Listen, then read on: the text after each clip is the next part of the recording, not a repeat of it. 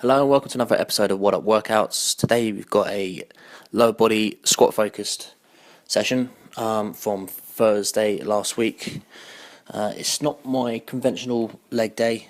I'd had a week off the previous week. Went snowboarding in France and I'd noticed 2 or 3 sets into my squats that both my quads and my hamstrings started to seize up. Started to get a bit of cramp on both of them. Which made me have to kind of change my workout on the fly. So I'll go through that as we go. So I started off with me mobility stuff that I did in the previous workout, and then after that, I went on to some high bar back squats, warming up for about 2 or 3 sets, and then I went into 5 sets of 7 at about 75% of my training max, 1 rep max. Which on that day 75% was 145 kilos. So I was working with that and it felt surprisingly heavy. I was quite surprised about that. I think all the snowboarding the previous week had taken a beating on my legs, which I hadn't even realised, because it was a lot harder than it should have been. So yeah, I did 2 or 3 warm-up sets on the high bar in the squat rack. So I'm just kind of playing around with angles with the squat rack because I haven't got an attachment yet to sort of put it higher. But it's not a bad angle. It'll work for now. Yep. So I did 2 or 3 warm-up sets. Then I moved on to my working sets. Like I said, that's 5 sets of 7, which was pretty grueling actually. I put the belt on for my working sets just because I started to feel some issues in my lower back. So normally that kind of weight, 145 kilos, is pretty light, and I probably wouldn't have used the belt. But until my legs are back to normal and my lower back as well, I'm gonna keep the belt on just as insurance, really. So yeah, I did 5 sets of 7 on that. But no, it wasn't 5 sets of 7 I managed in the end. I think I was programmed for 5 sets of 7, and I think on the 4th set was when I got the cramp in my quads and hamstrings, which isn't on video.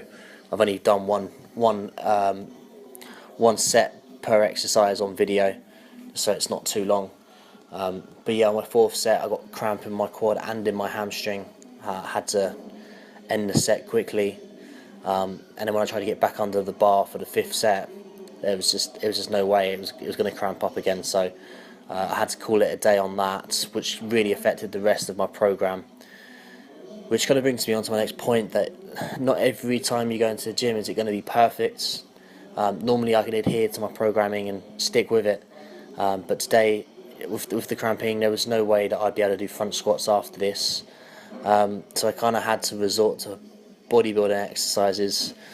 So that's why it's not my typical program. I've got like 5 sets of leg press, 5 sets or 4 or 5 sets of leg extension, and movements that I don't think are as effective, to be honest, as a powerlift, predominantly as a powerlifter.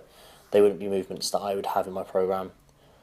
Maybe leg press, but only for like a couple, maybe like 3 sets, not 5 sets. But I needed to get the volume in on my legs, on my quads. So that's why they were in there this time. So after the leg press, we moved on to step ups.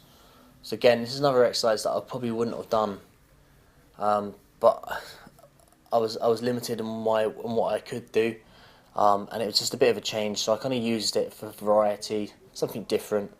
It's one leg at a time as well, so you've got a little bit of unilateral training coming in, and a bit of stability as well. So it's just a bit different. So it is nice to change things up every now and then.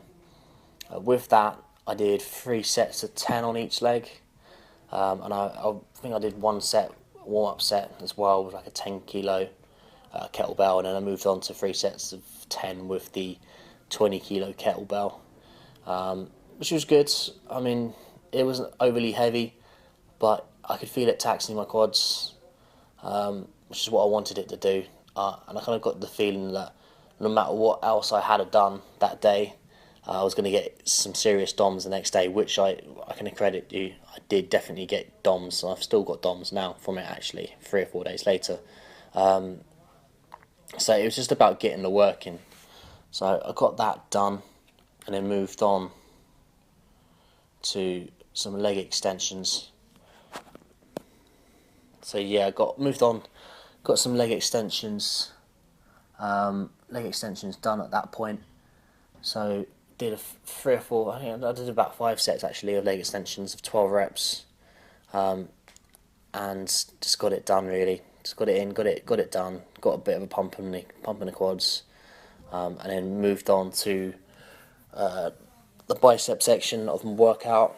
I split my workouts upper body, lower body. On the upper bodies, which are predominantly push based, I put my triceps in with that, and then I just put a couple, like 6 or 7 sets of biceps in with the lower body. Seems to work for me. I don't really think they need their own day personally as a powerlifter predominantly.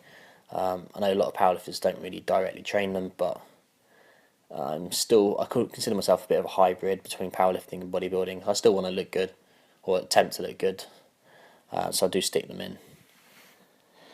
So I did 3 sets of the kettlebells. So I started with 6 kilo kettlebells, got about 10 reps, then moved up to the 8 kilo kettlebells after a couple of seconds.